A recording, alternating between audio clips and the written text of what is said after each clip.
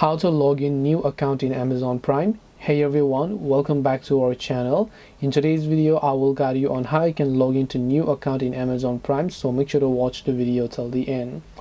If you would like to actually go ahead and then log into new account on your Amazon Prime, it's actually quite simple. So you could take an example of the Amazon or the Prime Video app. In this case, I'll just choose the Prime Video app where I'm currently logged into one of my accounts. So first, to log into a new account, I need to log out of my current account by tapping the profile icon here, tapping the gear icon here, scrolling down, and then just selecting sign out of all Amazon apps here. Tap the confirm sign out option to sign out to do so.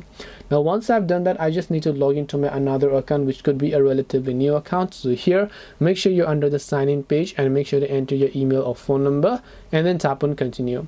After you do that, you can also go ahead and choose to enter your password. After you enter your password, tap the sign in option and you'll be successfully signed in to your new account in Amazon Prime.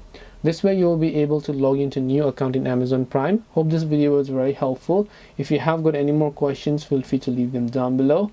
Thank you for watching till the end of this tutorial and see you soon in our next video.